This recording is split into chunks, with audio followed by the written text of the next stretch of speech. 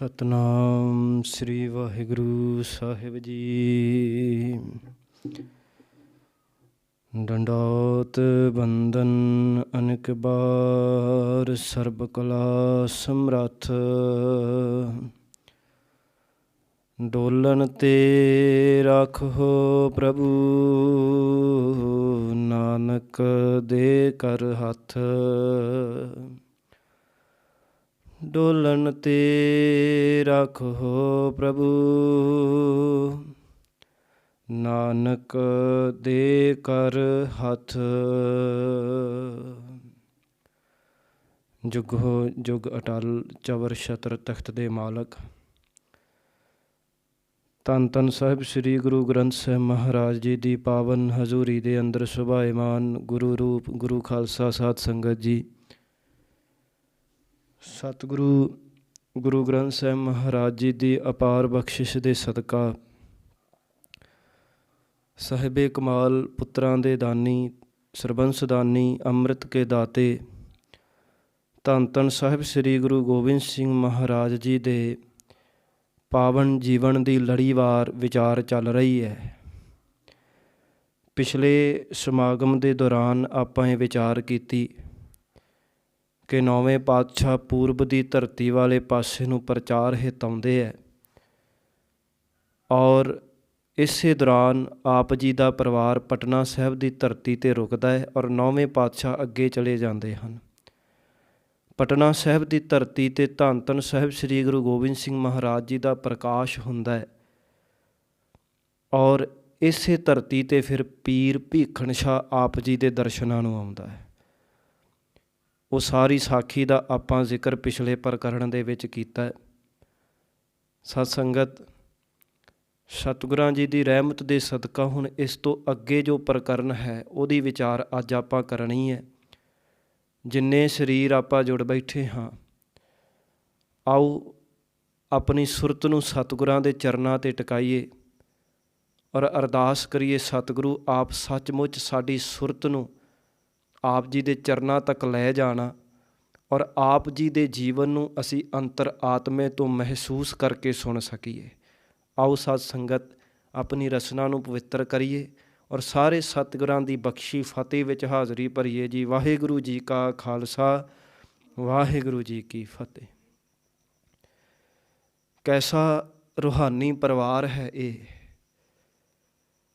ਔਰ ਕਿੰਨੀ ਮਹਾਨ ਕੁਰਬਾਨੀ ਇਸ ਪਰਿਵਾਰ ਦੀ ਹੈ ਸਤ ਸੰਗਤ।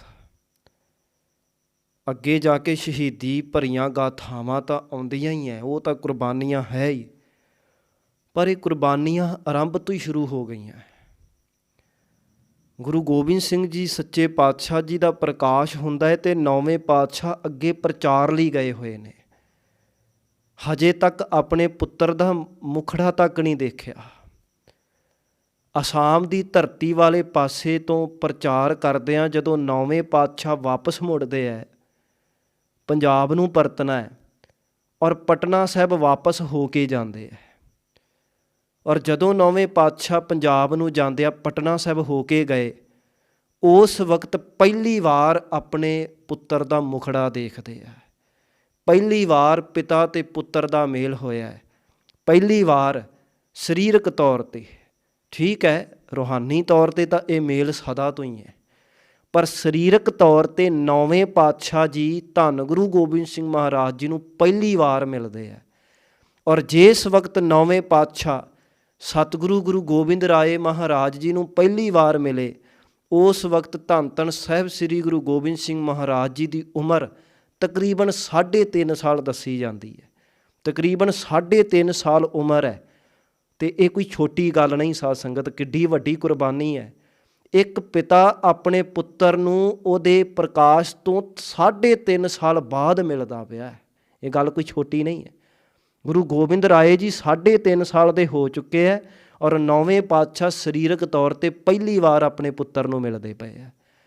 ਕੁਝ ਸਮਾਂ ਆਪ ਜੀ ਪਟਨਾ ਸਾਹਿਬ ਰੁਕੇ ਹੈ ਔਰ ਫਿਰ ਨੌਵੇਂ ਪਾਤਸ਼ਾਹ ਜੀ ਪੰਜਾਬ ਨੂੰ ਚਾਲੇ ਪਾ ਦਿੰਦੇ ਆ। ਹਜੇ ਪਰਿਵਾਰ ਨਾਲ ਲੈ ਕੇ ਨਹੀਂ ਗਏ ਕਿਉਂਕਿ ਪਹਿਲਾਂ ਆਪ ਜੀ ਨੇ ਉੱਥੇ ਪੰਜਾਬ ਜਾ ਕੇ ਹਾਲਾਤ ਦੇਖਣੇ ਹੈ ਔਰ ਉਸ ਤੋਂ ਬਾਅਦ ਫਿਰ ਪਰਿਵਾਰ ਨੂੰ ਸੱਦਿਆ ਜਾਏਗਾ।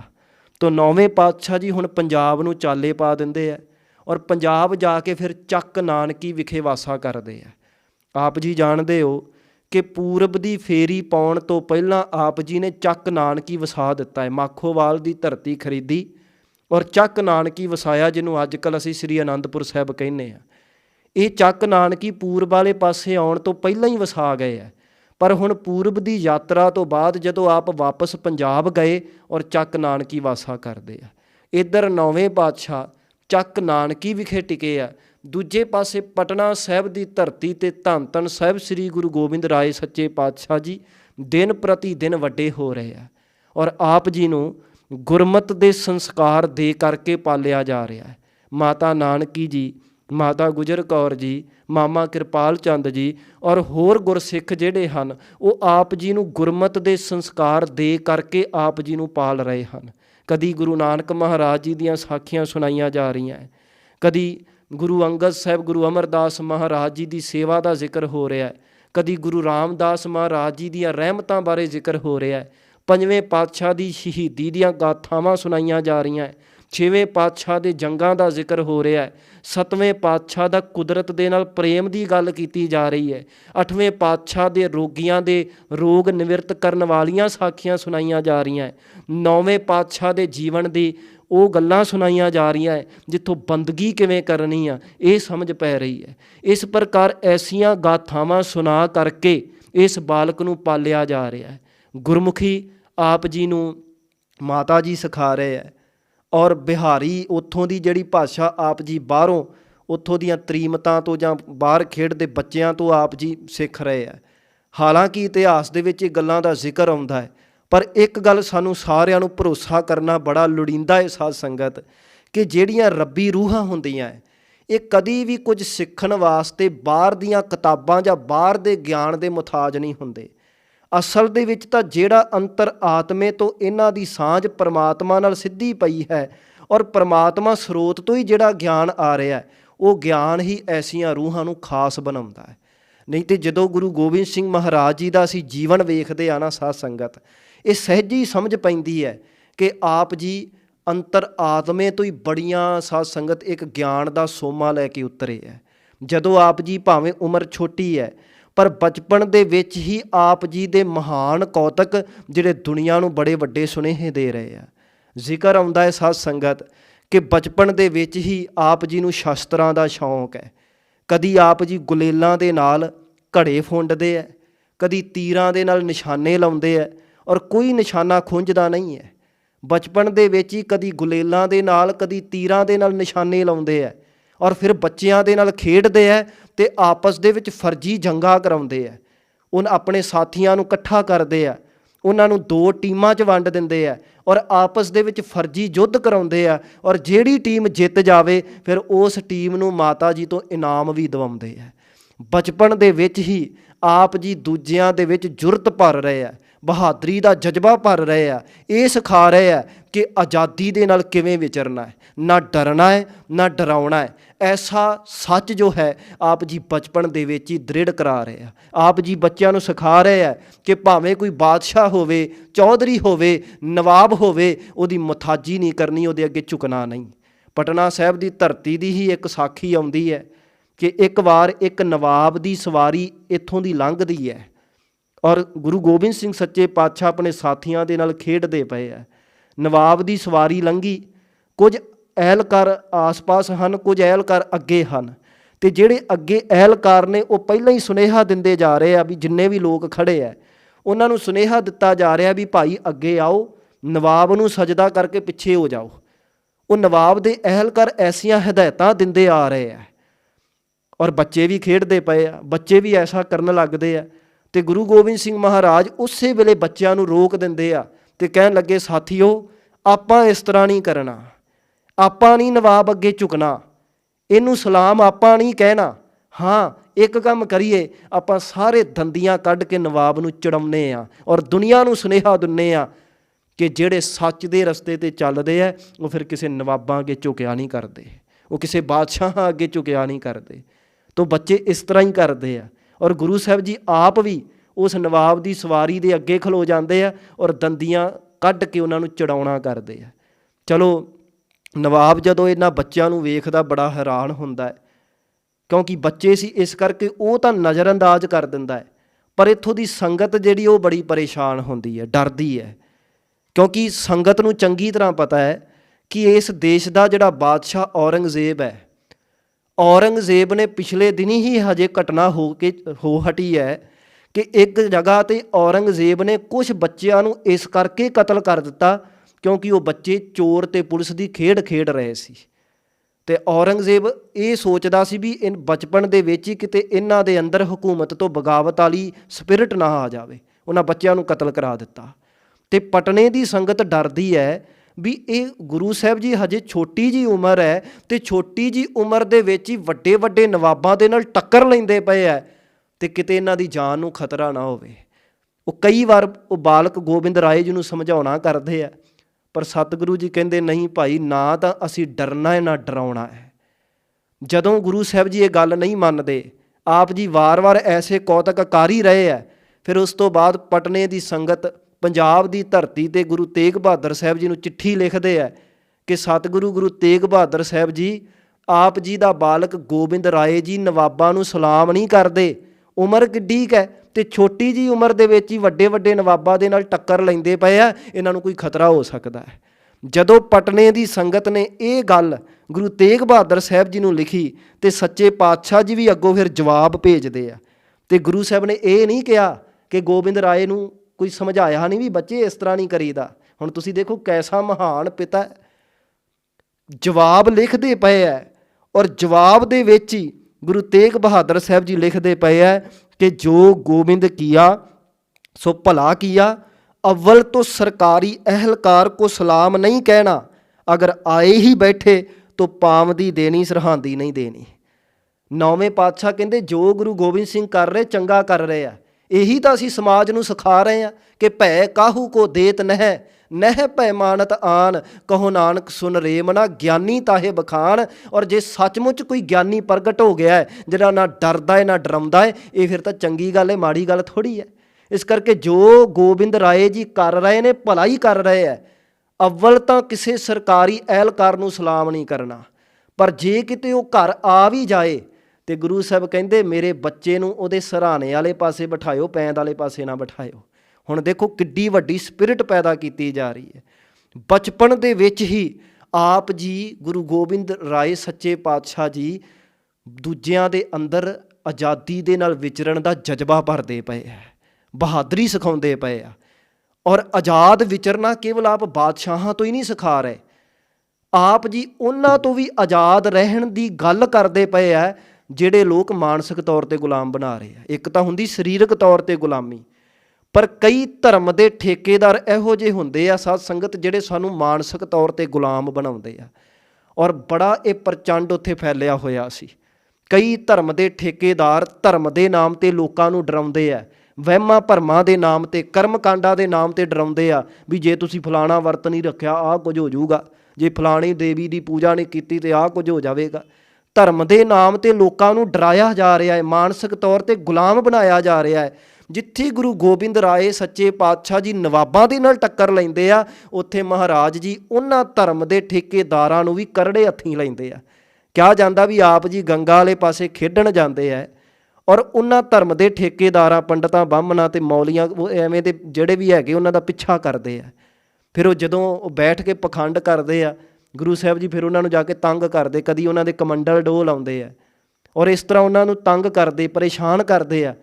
ਅਤੇ ਉਹ ਜਿਹੜੇ ਫਿਰ ਧਰਮ ਦੇ ਠੇਕੇਦਾਰ ਉਹ ਚੀਕਦੇ ਆ ਵੀ ਇਹ ਸਾਨੂੰ ਪਰੇਸ਼ਾਨ ਕਰਦਾ, ਤੰਗ ਕਰਦਾ। ਅਤੇ ਗੁਰੂ ਗੋਬਿੰਦ ਸਿੰਘ ਫਿਰ ਉਦੋਂ ਸਾਰਿਆਂ ਨੂੰ ਇਕੱਠੇ ਕਰਕੇ ਇਹ ਸਮਝਾਉਂਦੇ ਆ ਵੀ ਇਸ ਤਰ੍ਹਾਂ ਜਿਹੜੇ ਲੋਕ ਧਰਮ ਦੇ ਨਾਮ 'ਤੇ ਲੋਕਾਂ ਨੂੰ ਠੱਗਦੇ ਆ, ਧਰਮ ਦੇ ਨਾਮ 'ਤੇ ਲੋਕਾਂ ਨੂੰ ਗੁਲਾਮ ਬਣਾਉਂਦੇ ਆ, ਉਹ ਇਸ ਤਰ੍ਹਾਂ ਹੀ ਚੀਕਾਂ ਮਾਰਨਗੇ ਜਿਵੇਂ ਇਹ ਚੀਕਾਂ ਮਾਰਦੇ ਪਏ ਆ।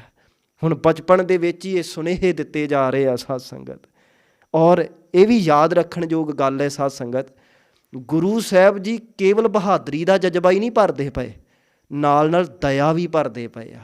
ਕਿਉਂਕਿ ਗੁਰੂ ਸਾਹਿਬ ਜੀ ਇਹ ਸਮਝਾਉਂਦੇ ਆ ਕਿ ਦਇਆ ਤੋਂ ਬਿਨਾਂ ਬਹਾਦਰੀ ਜ਼ੁਲਮ ਬਣ ਜਾਵੇਗੀ, ਪਰ ਜੇ ਦਇਆ ਹੋਵੇਗੀ ਫਿਰ ਦਇਆਵਾਨ ਬੰਦਾ ਜਦੋਂ ਕਿਰਪਾਨ ਚੁੱਕੇਗਾ ਨਾ, ਸ਼ਸਤਰ ਚੁੱਕੇਗਾ, ਉਹਦਾ ਸ਼ਸਤਰ ਫਿਰ ਕਿਰਪਾ ਦਾ ਕੰਮ ਕਰੇਗਾ, ਜ਼ੁਲਮ ਦਾ ਕੰਮ ਨਹੀਂ ਕਰੇਗਾ। ਇਸ ਕਰਕੇ ਮਹਾਰਾਜ ਜੀ ਦਇਆ ਵੀ ਸਿਖਾ ਰਹੇ ਆ। ਘਟਨਾਵਾਂ ਆਉਂਦੀਆਂ ਆਪ ਜੀ ਦੇ ਜੀਵਨ ਦੇ ਵਿੱਚ। ਗੰਗਾ ਵਾਲੇ ਪਾਸੇ ਖੇਡਣ ਜਾਂਦੇ ਆ, ਕੋਈ ਕੋਹੜੀ ਮਿਲ ਜਾਂਦਾ ਹੈ ਅਤੇ ਸਤਿਗੁਰੂ ਜੀ ਉਸ ਕੋਹੜੀ ਦੀ ਮਦਦ ਕਰਦੇ ਆ, ਉਹਨੂੰ ਇਸ਼ਨਾਨ ਕਰਵਾਉਂਦੇ ਆ, ਗੰਗਾ ਦੇ ਵਿੱਚ ਸਿੱਟਦੇ ਆ, ਉਸ ਕੋਹੜੀ ਦੀ ਸੰਭਾਲ ਕਰਦੇ ਆ। ਕੋਈ ਲੋੜਵੰਦ ਮਿਲ ਜਾਂਦਾ ਹੈ, ਉਹਦੀ ਮਦਦ ਕਿਵੇਂ ਕਰਨੀ ਆ, ਐਸਾ ਕੁਝ ਕਰਨਾ ਵੀ ਸਾਥੀਆਂ ਨੂੰ ਸਿਖਾ ਰਹੇ ਆ। ਔਰ ਇੱਕ ਇਹ ਵੀ ਘਟਨਾ ਹੁੰਦੀ ਹੈ ਵੀ ਪਟਨਾ ਸਾਹਿਬ ਦੀ ਧਰਤੀ 'ਤੇ ਇੱਕ ਬੁੱਢੀ ਮਾਈ ਰਹਿੰਦੀ ਹੈ, ਜਿਹਦੇ ਘਰ ਵਿੱਚ ਸੁੰਨਾਪਣ ਹੈ। ਉਹ ਚਰਖਾ ਕੱਤ ਕੇ, ਪੂਣੀਆਂ ਕੱਤ ਕੇ ਆਪਣਾ ਗੁਜ਼ਾਰਾ ਕਰਦੀ ਹੈ। ਵਿਹੜਾ ਉਹਦਾ ਸੁੰਨਾ ਹੈ, ਉਦਾਸ ਹੈ, ਅਤੇ ਸਤਿਗੁਰੂ ਜੀ ਦੀ ਉਹਦੇ ਘਰ ਜਾ ਕੇ ਵੀ ਫਿਰ ਸ਼ਰਾਰਤਾਂ ਕਰਦੇ, ਉਹਦੇ ਘਰ ਰੌਣਕਾਂ ਲਾਉਂਦੇ ਆ। ਤੋ ਵੇਖੋ ਇਸ ਪ੍ਰਕਾਰ ਹਰ ਪ੍ਰਕਾਰ ਦੀ ਰਹਿਮਤ ਵਸਾ ਰਹੇ ਆ। ਆਪ ਜੀ ਦਾ ਹਰ ਇੱਕ ਕੌਤਕ ਕੋਈ ਨਾ ਕੋਈ ਸੁਨੇਹਾ ਜ਼ਰੂਰ ਦੇ ਰਿਹਾ। ਸਾਧ ਸੰਗਤ, ਪਟਨਾ ਸਾਹਿਬ ਦੀ ਧਰਤੀ 'ਤੇ ਇੱਕ ਸਾਖੀ ਆਉਂਦੀ ਹੈ ਕਿ ਆਪ ਜੀ ਇੱਕ ਵਾਰ ਗੰਗਾ ਦੇ ਕੰਢੇ ਖੇਡਦੇ ਪਏ ਹੈ ਔਰ ਆਪ ਜੀ ਦੇ ਹੱਥਾਂ ਦੇ ਵਿੱਚ ਸੋਨੇ ਦੇ ਕੰਗਣ ਹੈ। ਯਾਦ ਰੱਖਿਓ ਸਾਧ ਸੰਗਤ, ਸੰਗਤ ਕਈ ਵਾਰੀ ਪ੍ਰੇਮ ਦੇ ਵਿੱਚ ਐਸੀਆਂ ਵਸਤੂਆਂ ਭੇਟਾਂ ਕਰ ਦਿੰਦੀ ਹੈ। ਅੱਜ ਵੀ ਤੁਸੀਂ ਦੇਖੋ ਕਈ ਵਾਰੀ ਸੰਗਤ ਜਿਹੜੀ ਹੈ, ਕੋਈ ਦੀ ਸੋਨੇ ਦੀਆਂ ਪਾਲਕੀਆਂ ਭੇਟਾਂ ਕਰ ਦਿੰਦੀ ਹੈ, ਕਦੀ ਕੀ ਭੇਟਾਂ ਕਰ ਦਿੰਦੀ ਹੈ। ਉਸ ਵਕਤ ਵੀ ਸੰਗਤ ਦਾ ਇਹ ਪ੍ਰੇਮ ਹੋਇਆ ਕਰਦਾ ਸੀ ਵੀ ਕਦੀ ਸੋਨੇ ਦੇ ਕੰਗਣ ਭੇਟਾਂ ਕਰ ਦਿੱਤੇ। ਇਸ ਪ੍ਰਕਾਰ ਤੋਂ ਗੁਰੂ ਸਾਹਿਬ ਜੀ ਦੇ ਹੱਥਾਂ ਵਿੱਚ ਸੋਨੇ ਦੇ ਕੰਗਣ ਹੈ ਔਰ ਆਪ ਜੀ ਵੇਖਦੇ ਆ ਵੀ ਦੂਜੇ ਬਾਲਕਾਂ ਦੇ ਹੱਥਾਂ ਵਿੱਚ ਜਾਂ ਕੁਝ ਵੀ ਨਹੀਂ, ਜਾਂ ਬਿਲਕੁਲ ਆਮ ਜੇ ਕੰਗਣ ਹੈ। ਆਪ ਜੀ ਨੂੰ ਇਹ ਚੰਗਾ ਨਹੀਂ ਲੱਗਦਾ। ਆਪ ਜੀ ਵੇਖਦੇ ਹੈ ਕਿ ਦੂਸਰੇ ਬਾਲਕ ਆਪ ਜੀ ਦੇ ਸੋਹਣੇ ਸੋਹਣੇ ਬਸਤਰ ਅਤੇ ਕੰਗਣ ਵੇਖ ਕੇ ਇਹ ਮਹਿਸੂਸ ਕਰਦੇ ਆ ਵੀ ਉਹ ਉਹਨਾਂ ਤੋਂ ਨੀਵੇਂ ਹੈ। ਇਸ ਕਰਕੇ ਗੁਰੂ ਸਾਹਿਬ ਨੇ ਕੌਤਕ ਕੀਤਾ। ਆਪ ਜੀ ਨੇ ਆਪਣੇ ਇੱਕ ਹੱਥ ਦੇ ਵਿੱਚੋਂ ਕੰਗਣ ਉਤਾਰ ਕੇ ਗੰਗਾ ਵਿੱਚ ਸਿੱਟ ਦਿੱਤਾ। ਖੇਡ ਖੂਡ ਕੇ ਜਦੋਂ ਘਰੇ ਵਾਪਸ ਗਏ ਅਤੇ ਮਾਤਾ ਜੀ ਨੇ ਵੇਖਿਆ ਵੀ ਇੱਕ ਹੱਥ 'ਚ ਕੰਗਣ ਨਹੀਂ, ਅਤੇ ਪੁੱਛਿਆ ਵੀ ਪੁੱਤਰ ਜੀ ਇੱਕ ਕੰਗਣ ਕਿੱਥੇ ਸੁੱਟ ਆਏ ਹੋ? ਅਤੇ ਪਾਤਸ਼ਾਹ ਜੀ ਕਹਿਣ ਲੱਗੇ ਮਾਤਾ ਜੀ ਗੰਗਾ ਦੇ ਵਿੱਚ। ਮਾਤਾ ਜੀ ਮਾਮਾ ਕਿਰਪਾਲ ਚੰਦ ਨੂੰ ਭੇਜਦੇ ਵੀ ਜਾਓ ਦੇਖ ਕੇ ਆਓ ਕਿੱਥੇ ਕੰਗਣ ਸੁੱਟਿਆ। ਆਪ ਜੀ ਮਾਮਾ ਕਿਰਪਾਲ ਚੰਦ ਨੂੰ ਲੈ ਕੇ ਜਾਂਦੇ ਆ, ਗੰਗਾ ਦੇ ਕੰਢੇ 'ਤੇ ਖੜ੍ਹੇ ਆ। ਮਾਮਾ ਜੀ ਪੁੱਛਦੇ ਕਿੱਥੇ ਸੁੱਟਿਆ ਕੰਗਣ? ਆਪ ਜੀ ਦੂਜਾ ਕੰਗਣ, ਦੂਜਾ ਕੜਾ ਵੀ ਸੋਨੇ ਦਾ ਉਤਾਰ ਕੇ ਉਸੇ ਜਗ੍ਹਾ 'ਤੇ ਸਿੱਟ ਕੇ ਕਹਿੰਦੇ ਇੱਥੇ ਸੁੱਟਿਆ। ਹੁਣ ਦੂਜਾ ਕੰਗਣ ਵੀ ਗੰਗਾ ਦੇ ਵਿੱਚ ਸਿੱਟ ਦਿੱਤਾ। ਵਾਪਸ ਆਏ ਅਤੇ ਮਾਮਾ ਕਿਰਪਾਲ ਚੰਦ ਜੀ ਕਹਿਣ ਲੱਗੇ ਮਾਤਾ ਜੀ ਇਹ ਬਾਲਕ ਨਹੀਂ ਹਟਣ ਵਾਲਾ, ਇਹਨੇ ਤਾਂ ਦੂਜਾ ਕੰਗਣ ਵੀ ਉੱਥੇ ਸਿੱਟ ਆਂਦਾ। ਅਤੇ ਮਾਤਾ ਜੀ ਕਹਿੰਦੇ ਪੁੱਤਰ ਜੀ ਇਸ ਤਰ੍ਹਾਂ ਕਿਉਂ ਕੀਤਾ? ਅਤੇ ਗੁਰੂ ਗੋਬਿੰਦ ਰਾਏ ਜੀ ਕਹਿਣ ਲੱਗੇ ਵੀ ਮਾਤਾ ਜੀ ਇਹਦੇ ਵਿੱਚ ਇੱਕ ਬੜਾ ਵੱਡਾ ਸਿਧਾਂਤ ਹੈ। ਹਾਲਾਂਕਿ ਕਈ ਸੱਜਣ ਇਹ ਵੀ ਕਹਿ ਦਿੰਦੇ ਆ ਵੀ ਦਾਨ ਕਰ ਦਿੰਦੇ ਕਿਸੇ ਗਰੀਬ ਨੂੰ। ਦੇਖੋ ਗੁਰੂ ਘਰ ਹਮੇਸ਼ਾ ਦਾਤਾਂ ਦਿੰਦਾ ਆਇਆ ਹੈ, ਦਾਤਾਂ ਵਿੱਚ ਕਮੀ ਨਹੀਂ ਛੱਡੀ। ਪਰ ਸਾਨੂੰ ਇਹ ਸਮਝਣਾ ਪੈਣਾ ਵੀ ਇਸ ਕੌਤਕ ਦੇ ਵਿੱਚ ਮੰਤਵ ਕੀ ਸੀ, ਕੀ ਸੁਨੇਹਾ ਦਿੱਤਾ ਜਾ ਰਿਹਾ ਹੈ। ਮਹਾਰਾਜ ਕਹਿੰਦੇ ਮਾਤਾ ਜੀ ਅਸੀਂ ਇਹ ਕੰਗਣ ਸੁੱਟੇ, ਇਹਦੇ ਵਿੱਚ ਇੱਕ ਬੜਾ ਵੱਡਾ ਮਨੋਰਥ ਹੈ। ਅਸੀਂ ਦੁਨੀਆ ਨੂੰ ਇਸ ਕੌਤਕ ਦੇ ਵਿੱਚੋਂ 3 ਸੁਨੇਹੇ ਦੇਣੇ ਚਾਹੁੰਦੇ ਹਾਂ। ਮਾਤਾ ਜੀ ਨੇ ਪੁੱਛਿਆ ਵੀ ਕਿਹੜਾ ਸੁਨੇਹਾ? ਮਹਾਰਾਜ ਕਹਿਣ ਲੱਗੇ ਪਹਿਲੀ ਗੱਲ, ਅਸੀਂ ਵੇਖਦੇ ਹਾਂ ਕਿ ਕਈ ਬੱਚੇ ਇਸ ਕਰਕੇ ਹੀ ਮਾਯੂਸ ਹੁੰਦੇ ਆ, ਉਦਾਸ ਹੁੰਦੇ ਆ ਕਿ ਉਹਨਾਂ ਕੋਲ ਐਵੇਂ ਦੇ ਸੋਹਣੇ ਪਦਾਰਥ ਨਹੀਂ। ਅਤੇ ਅਸੀਂ ਉਹਨਾਂ ਨੂੰ ਪਹਿਲੀ ਗੱਲ ਇਹ ਸੁਨੇਹਾ ਦੇਣਾ ਚਾਹ ਰਹੇ ਹਾਂ ਕਿ ਖੁਸ਼ੀ ਦਾ ਕਾਰਨ ਕਦੀ ਵੀ ਪਦਾਰਥ ਨਹੀਂ ਹੁੰਦੇ। ਖੁਸ਼ੀ ਦਾ ਅਸਲ ਕਾਰਨ ਤਾਂ ਪਰਮਾਤਮਾ ਦੀ ਯਾਦ ਹੁੰਦੀ ਹੈ। ਜੇ ਪਰਮਾਤਮਾ ਦੀ ਯਾਦ ਹੈ, ਪਦਾਰਥ ਹੋਣ ਚਾਹੇ ਨਾ ਹੋਣ, ਬੰਦਾ ਆਨੰਦ 'ਚ ਹੀ ਰਹੇਗਾ। ਜੇ ਪਰਮਾਤਮਾ ਦੀ ਯਾਦ ਭੁੱਲ ਗਈ ਤਾਂ ਸੋਨੇ ਦੇ ਕੰਗਣ ਵੀ ਖੁਸ਼ੀ ਨਹੀਂ ਦੇ ਸਕਦੇ। ਅਸੀਂ ਪਹਿਲੀ ਗੱਲ ਉਹਨਾਂ ਨੂੰ ਸੁਨੇਹਾ ਦੇ ਰਹੇ ਹਾਂ ਕਿ ਸਾਡੀ ਖੁਸ਼ੀ ਦਾ ਕਾਰਨ ਬੰਦਗੀ ਹੋਣਾ ਚਾਹੀਦਾ ਹੈ, ਬਾਹਰਮੁਖੀ ਪਦਾਰਥ ਨਹੀਂ ਹੋਣੇ ਚਾਹੀਦੇ। ਔਰ ਦੂਜਾ ਸੁਨੇਹਾ ਮਹਾਰਾਜ ਕਹਿੰਦੇ ਅਸੀਂ ਦੂਜਾ ਸੁਨੇਹਾ ਪੂਰੀ ਦੁਨੀਆ ਨੂੰ ਇਹ ਦੇਣਾ ਚਾਹੁੰਦੇ ਹਾਂ ਕਿ ਤੁਹਾਡੇ ਕੋਲ ਪਦਾਰਥ ਹੋਣ ਤਾਂ ਵੀ ਤੁਹਾਡੇ ਸੁਭਾਅ 'ਚ ਫਰਕ ਨਹੀਂ ਪੈਣਾ ਚਾਹੀਦਾ। ਜਿੱਦਣ ਮਾਇਆ ਤਿਆਗਣੀ ਪੈ ਜਾਵੇ ਉਦਣ ਵੀ ਤੁਹਾਡੇ 'ਚ ਫਰਕ ਨਹੀਂ ਪੈਣਾ ਚਾਹੀਦਾ। ਮਹਾਰਾਜ ਕਹਿੰਦੇ ਹੁਣ ਅਸੀਂ ਮਾਇਆ ਤਿਆਗੀ ਹੈ ਨਾ, ਅਸੀਂ ਇਹ ਦੱਸਦੇ ਪਏ ਹਾਂ ਵੀ ਜੇ ਮਾਇਆ ਸੀ ਤਾਂ ਵੀ ਕੋਈ ਫਰਕ ਨਹੀਂ, ਮਾਇਆ ਤਿਆਗਣੀ ਪੈ ਗਈ ਤਾਂ ਵੀ ਕੋਈ ਫਰਕ ਨਹੀਂ। ਜਿੱਦਣ ਫਾਇਦਾ ਹੋ ਜਾਵੇ ਤਾਂ ਵੀ ਕੋਈ ਫਰਕ ਨਹੀਂ, ਜਿੱਦਣ ਨੁਕਸਾਨ ਹੋ ਜਾਵੇ ਤਾਂ ਵੀ ਕੋਈ ਫਰਕ ਨਹੀਂ। ਅਤੇ ਮਨ ਦੇ ਵਿੱਚ ਆਇਆ ਵੀ ਕਮਾਲ ਹੈ ਪਾਤਸ਼ਾਹ, ਅੱਜ ਛੋਟੀ ਜਿਹੀ ਉਮਰ ਹੈ ਅਤੇ ਤੁਸੀਂ ਇਹ ਸੁਨੇਹਾ ਦਿੰਦੇ ਪਏ ਹੋ, ਅਤੇ ਕਦੀ ਅੱਗੇ ਜਾ ਕੇ ਤੁਸੀਂ ਇਸ ਤਰ੍ਹਾਂ ਵੀ ਸੁਨੇਹਾ ਦੇਣਾ ਹੈ ਕਿ ਪਰਿਵਾਰ ਵਿੱਚ ਬੈਠੇ ਹੋ ਤਾਂ ਵੀ ਤੁਸੀਂ ਦੀ ਰੱਟ ਲਾਈ ਹੈ, ਅਤੇ ਜਿੱਦਣ 4 ਪੁੱਤਰਾਂ ਦੀਆਂ ਲਾਸ਼ਾਂ ਦੇਖੀਆਂ ਉਦਣ ਵੀ ਵਾਹਿਗੁਰੂ ਦਾ ਸ਼ੁਕਰ ਹੀ ਕਰਦੇ ਪਏ ਹੋ। ਪਰ ਇਹ ਸੁਨੇਹਾ ਆਪ ਜੀ ਨੇ ਬਚਪਨ ਤੋਂ ਹੀ ਦੇਣਾ ਸ਼ੁਰੂ ਕਰ ਦਿੱਤਾ ਹੈ। ਔਰ ਤੀਜੀ ਗੱਲ ਕਹਿਣ ਲੱਗੇ ਮਾਤਾ ਜੀ ਤੀਜਾ ਸੁਨੇਹਾ ਅਸੀਂ ਪੂਰੇ ਜਗਤ ਨੂੰ ਇਹ ਦੇਣਾ ਚਾਹੁੰਦੇ ਹਾਂ ਕਿ ਅਸੀਂ ਆਉਣ ਵਾਲੇ ਸਮੇਂ ਦੇ ਵਿੱਚ ਸਰਬ ਲੋਹੇ ਦੇ ਕੜੇ ਪ੍ਰਚਲਿਤ ਕਰਾਂਗੇ। ਔਰ ਦੁਨੀਆ ਨੂੰ ਇਹ ਦੱਸਣਾ ਚਾਹੁੰਦੇ ਹਾਂ ਕਿ ਸੋਨਾ ਦੇਖਣ ਨੂੰ ਬੜਾ ਸੋਹਣਾ ਜਾਪਦਾ ਹੈ ਪਰ ਬੜਾ ਕਮਜ਼ੋਰ ਹੈ, ਥੋੜ੍ਹੀ ਜਿਹੀ ਸੱਟ ਨਾਲ ਹੀ ਚਿੱਬਾ ਹੋ ਜਾਂਦਾ ਹੈ। ਅਤੇ ਲੋਹਾ ਦੇਖਣ ਨੂੰ ਬੜਾ ਸਾਦਾ ਹੈ, ਪਰ ਬੜਾ ਮਜ਼ਬੂਤ ਹੈ। ਅਸੀਂ ਦੁਨੀਆ ਨੂੰ ਇਹ ਦੱਸਣਾ ਚਾਹੁੰਦੇ ਹਾਂ, ਮਾਇਆ ਦੇਖਣ ਨੂੰ ਬੜੀ ਸੋਹਣੀ ਜਾਪਦੀ ਹੈ, ਪਰ ਮਾਇਆ ਬੜੀ ਕਮਜ਼ੋਰ ਹੁੰਦੀ ਜੇ। ਮਾਇਆ ਵੀ ਬੰਦੇ ਅਧਿਆਤਮਿਕ ਤੌਰ 'ਤੇ ਬੜੇ ਕਮਜ਼ੋਰ ਹੁੰਦੇ ਜੇ। ਮਾੜਾ ਜਿਹਾ ਤਵਾ ਕੀ ਲੱਗੇ ਸੀ ਕਰ ਉੱਠਦੇ ਆ। ਮਾਇਆ ਦੇਖਣ ਨੂੰ ਸੋਹਣੀ ਹੈ ਪਰ ਬੜੀ ਕਮਜ਼ੋਰ ਹੈ। ਮਾਇਆ ਵੀ ਬੰਦੇ ਦੇਖਣ ਨੂੰ ਬੜੇ ਬਾਹਰੀ ਤੌਰ 'ਤੇ ਬੜੇ ਸੋਹਣੇ ਜਾਪਦੇ ਆ, ਪਰ ਅੰਦਰੋਂ ਬੜੇ ਕਮਜ਼ੋਰ ਹੁੰਦੇ ਆ। ਜਿਹੜਾ ਲੋਹਾ ਹੈ, ਔਰ ਇਸੇ ਪ੍ਰਕਾਰ ਲੋਹਾ ਸਾਦਗੀ ਦਾ ਪ੍ਰਤੀਕ ਹੈ। ਸਾਦਗੀ ਦੇਖਣ ਨੂੰ ਸਧਾਰਨ ਜੀ ਜਾਪਦੀ ਹੈ, ਪਰ ਸਾਦਗੀ ਸਾਨੂੰ ਮਜ਼ਬੂਤੀ ਪ੍ਰਦਾਨ ਕਰਦੀ ਹੈ। ਇਹ ਸੁਨੇਹਾ ਅਸੀਂ ਦੁਨੀਆ ਨੂੰ ਦੇਣਾ ਚਾਹੁੰਦੇ ਹਾਂ। ਅਤੇ ਤੁਸੀਂ ਦੇਖੋ ਬਚਪਨ ਦੇ ਵਿੱਚ ਹੀ ਐਸੇ ਕੌਤਕਾਂ ਦੇ ਨਾਲ ਸਤਿਗੁਰੂ ਜੀ ਇਸ ਦੁਨੀਆ ਨੂੰ, ਸੰਸਾਰ ਦੇ ਵਿੱਚ ਵਿਚਰਨਾ ਸਿਖਾ ਰਹੇ ਆ। ਸਤਿਗੁਰੂ ਅੱਗੇ ਅਰਦਾਸ ਕਰੀਏ, ਪਾਤਸ਼ਾਹ ਸਾਨੂੰ ਵੀ ਐਸਾ ਜੀਵਨ ਜਿਉਣਾ ਆ ਜਾਵੇ। ਬਚਪਨ ਦੇ ਵਿੱਚ ਜੋ ਪਟਨਾ ਸਾਹਿਬ ਦੀ ਧਰਤੀ 'ਤੇ ਆਪ ਜੀ ਨੇ ਕੌਤਕ ਕੀਤੇ, ਕਿਤੇ ਉਹ ਸਿਧਾਂਤ, ਉਹ ਉਪਦੇਸ਼ ਸਾਡੇ ਹਿਰਦੇ 'ਤੇ ਵਸ ਜਾਵੇ। ਆਪ ਜੀ ਦੇ ਕੌਤਕਾਂ ਤੋਂ ਅਸੀਂ ਸਿੱਖ ਸਕੀਏ ਕਿ ਅਸੀਂ ਕਿਸੇ ਦੀ ਮੁਥਾਜੀ ਨਾ ਕਰੀਏ। ਬਾਰ ਪਰਾਇਆਂ ਬੈਸਣਾ ਸਾਈਂ ਮੁਝੇ ਨਾ ਦੇ, ਜੇ ਤੂੰ ਇਵੇਂ ਰੱਖਸੀ ਜੀਓ ਸਰੀਰੋਂ ਲੈ। ਇਹ ਕਿਤੇ ਹਿਰਦੇ 'ਤੇ ਗੱਲ ਬੈਠ ਜਾਵੇ, ਸਾਨੂੰ ਸਮਝ ਪੈ ਜਾਵੇ ਕਿ ਮਾਇਆ ਦੇਖਣ ਨੂੰ ਸੋਹਣੀ ਹੈ ਪਰ ਕਮਜ਼ੋਰ ਹੈ, ਔਰ ਸਾਦਗੀ ਦੇਖਣ ਨੂੰ ਬੜੀ ਸਿੰਪਲ ਜੀ ਲੱਗਦੀ ਪਈ ਹੈ, ਸਧਾਰਨ ਜਿਹਾ ਸਾਨੂੰ ਪ੍ਰਤੀਤ ਕਰਦੀ ਸਮਾਜ ਦੇ ਵਿੱਚ। ਲੋਕ ਕਹਿ ਦਿੰਦੇ ਆ, ਲੈ ਤੂੰ ਆਹ ਫੈਸ਼ਨ ਨਹੀਂ ਕੀਤਾ, ਤੂੰ ਆਹ ਹਾਰ ਸ਼ਿੰਗਾਰ ਨਹੀਂ ਕੀਤਾ, ਪਰ ਮਹਾਰਾਜ ਕਹਿੰਦੇ ਸਾਦਗੀ ਤੁਹਾਨੂੰ ਆਤਮਿਕ ਤੌਰ ਤੇ ਬੜਾ ਬਲਵਾਨ ਕਰਦੀ ਹੈ। ਇਹ ਸੁਨੇਹਾ ਮਹਾਰਾਜ ਜੀ ਬਚਪਨ ਦੇ ਵਿੱਚ ਹੀ ਮਨੁੱਖਤਾ ਨੂੰ ਦੇ ਰਹੇ ਆ, ਔਰ ਇਹ ਸੁਨੇਹੇ ਸਾਨੂੰ ਹਿਰਦੇ 'ਤੇ ਕਮਾਉਣੇ ਆ ਜਾਣ। ਤੋ ਅੱਜ ਇੰਨਾ ਪ੍ਰਕਰਨ ਵਿਚਾਰਿਆ, ਵਿਚਾਰ ਕਰਦਿਆਂ ਬੇਅੰਤ ਭੁੱਲਾਂ ਹੋਈਆਂ ਸਤਿਗੁਰੂ ਬਖਸ਼ਿੰਦ ਹਨ। ਇਸ ਤੋਂ ਅੱਗੇ ਆਪ ਜੀ ਪਟਨਾ ਸਾਹਿਬ ਦੀ ਧਰਤੀ 'ਤੇ ਕੀ ਕੌਤਕ ਕਰਦੇ ਨੇ, ਇਹ ਫਿਰ ਅਗਲੇ ਪ੍ਰਕਰਨ ਦੇ ਵਿੱਚ ਵਿਚਾਰਾਂਗੇ ਜੀ। ਵਿਚਾਰ ਕਰਦਿਆਂ ਬੇਅੰਤ ਭੁੱਲਾਂ ਹੋਈਆਂ ਨੇ, ਸਤਿਗੁਰੂ ਬਖਸ਼ਿੰਦ ਹਨ, ਬਖਸ਼ ਲੈਣ। ਵਾਹਿਗੁਰੂ ਜੀ ਕਾ ਖਾਲਸਾ, ਵਾਹਿਗੁਰੂ ਜੀ ਕੀ ਫਤਿਹ।